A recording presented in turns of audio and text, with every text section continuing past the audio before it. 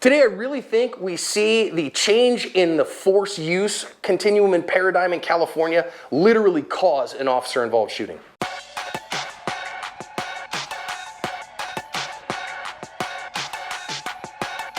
Hi friends, welcome to today's bonus badge cam lesson here at Active Self-Protection. I'm your host, John Correa. I'm your co-host, Mike Williver. Today's video comes to us from Sacramento, California. Wilderness Tactical has been around for longer than the gun you're carrying has been, and they have been making high-quality products for concealed carriers for literally decades.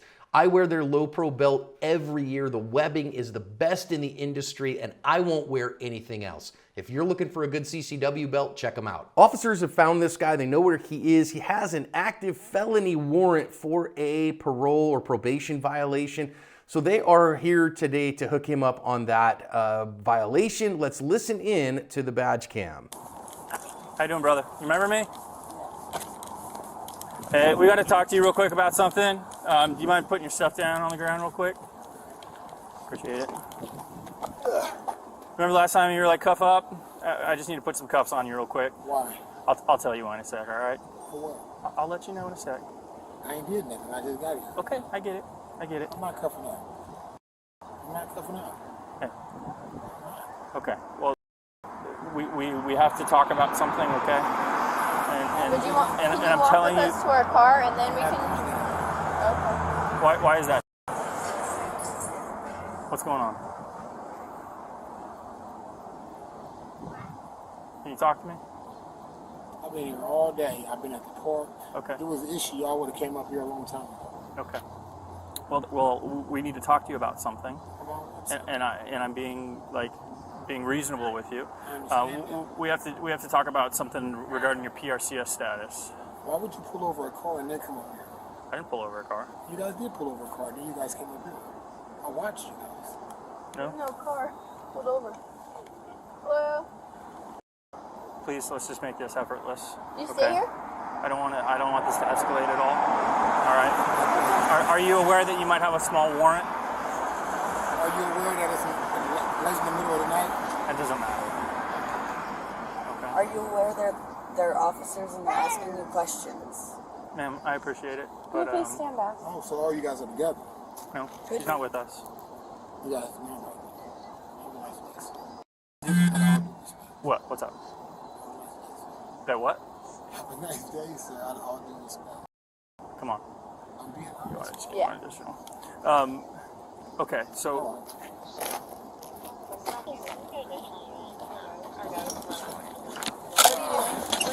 what are you doing? Come here. Come here.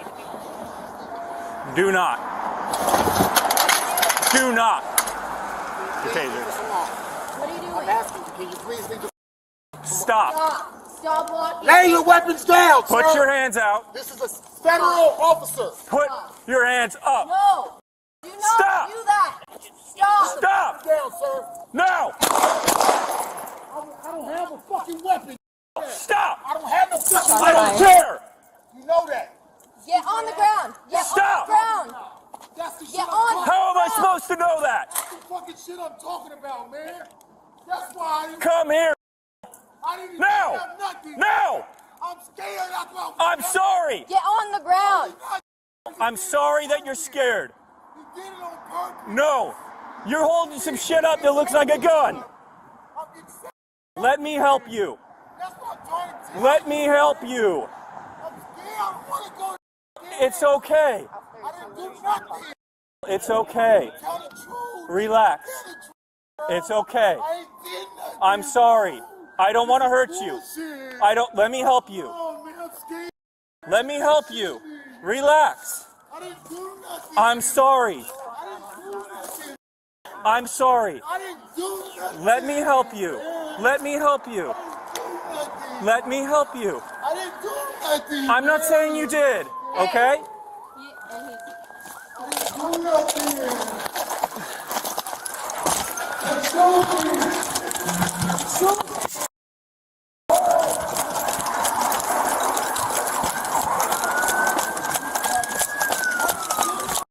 Relax. I didn't do nothing. I'm sorry. I didn't do nothing. Okay. You have a warrant. But why are you trying to... You have a warrant. For a pound warrant. Okay. Stop walking. Please. This is inevitable. He's not armed. He's not armed. Not armed. Stop walking. Relax. Yeah, on the Relax. ground. On the ground. On the ground. I didn't do nothing. Relax. I didn't have a smoke left in nothing. Relax. Listen to me. Listen. Hold on. I didn't. Our perp was hit by the gunshot, though not fatally. They did get him into custody, got him to the hospital, treated his wounds. He is charged with the probation violation. Here's my invitation to you that if you're wondering about more deep dives about the legal and moral part of self-defense, every Friday on Active Self-Protection Extra, we do a series called John's Briefs, where I get together with an attorney and we talk legal self-defense. So go over there and subscribe and get that information. Now, Mike, I know that particularly in places like California, officers are trying really hard not to use force because of the changing use of force laws there, and they really want to be officer friendly, and they really want to try to talk to people.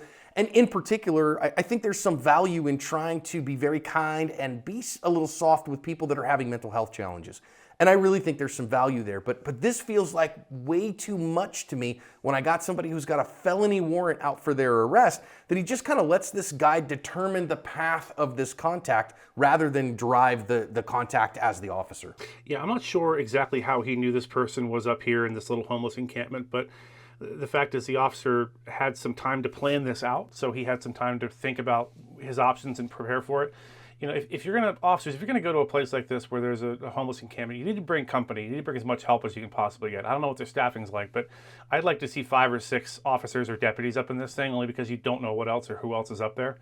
Second thing is this guy, the officer referenced a PAL or parolee at large warrant. So this guy's on parole for sure, and so he's done something serious enough to warrant at least a year in prison. And we're up here, it's dark, it's not a great environment, there's a hill, you know, there's a million challenges here tactically. And so I would like to see him up his demeanor, be a little bit more aggressive right from the start, because this guy's been to prison. He's not new to this. He's been to criminal graduate school, so he could be planning anything in this moment. So with that said, I think... Well, and we know we have a backup officer. Yeah. As the backup officer, get over behind this guy and go and investigate the rest of that tent community and make sure that there's no other threats over there, and put yourself in a place that you can stop this guy from getting back to his tent, because nothing good is coming out of that sucker. And we know he's being non-compliant at this point. We have a parolee at large who is being non-compliant. No, we got a pretty significant challenge here. A guy with a felony warrant, you know, again, that PAL, that parolee at large warrant, that is being non-compliant. And at some point, I get it. You don't want to lose your job. You don't want to end up on the national news. Well, guess who ends up on the national news because he ends up having to shoot a guy when in reality, just kind of keeping him away from that stuff would have been easier. Now, the guy goes and starts talking about something with a shotgun. So do I have any problem in the universe with our officer having a gun in his hand here? No, I don't. In fact, I think it was probably a very good thing given the totality for him to have a firearm out here. I will say that, you know, once we start seeing these problems and he starts talking about shotgun stuff, that's when we stow that handheld light, turn the pistol mounted light that we have on our pistol on, and utilize that understanding spill and all those things to issue a command and get 2 hands on the gun. I think that would have been a better choice. Absolutely. You know, I think what you said earlier, I want to emphasize that, John, because it's critical. If you're in this position and he has his little setup over there, get in between him and it. Just start working your way around him. You don't have to rush over, but just work your way around him, or your partner, work your way around this guy to get in between him and whatever's in here. Here's another thing I'd like to see, John. If he claims to have a shotgun, let's take his word for it for starters. Let's assume that's exactly what he has. Therefore, I think this would have been a great time for this officer to back off quite a bit and gain some distance and make it harder to be hit by that shotgun should he actually produce one.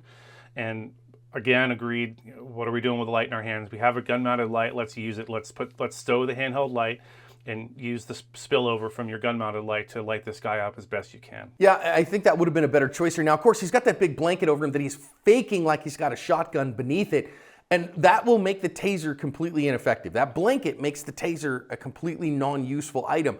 But if you think he's not armed, I think it might have been a good space for an OC spray because his face is uncovered in this case.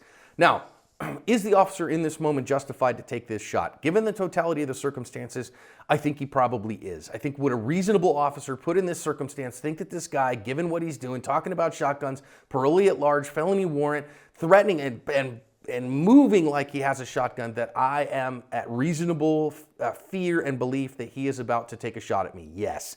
But I get that people are going to think it's bad optics because the guy ends up being unarmed, so that's what the news story is going to say. Yeah, if a parolee tells me he's getting a shotgun, I'm going to take his word for it, as I said earlier.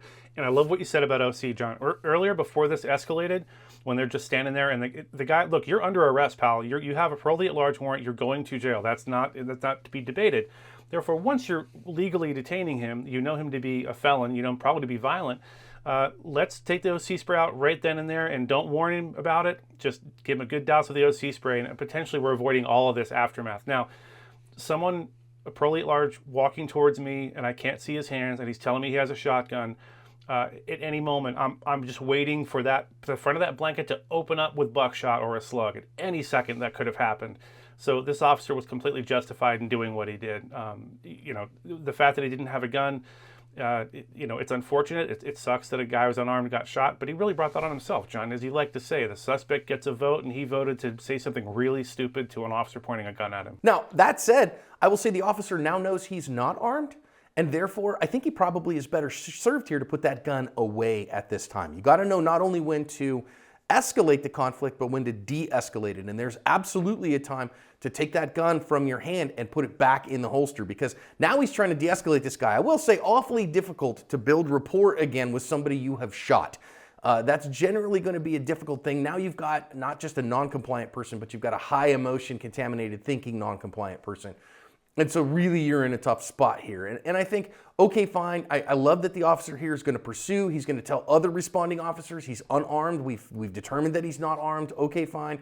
Then they're going to get him into custody, get him the help that he needs and all that stuff. I think that this is one of those cases where we ended up in an officer-involved shooting that's justified, but that if he would have used a little more force a little earlier, we wouldn't have gotten, or we may not have gotten to the place where an officer-involved shooting is even necessary, where he ended up having to shoot the guy. So yes, be officer friendly when you need to be officer friendly, right? Try to build rapport as best you can.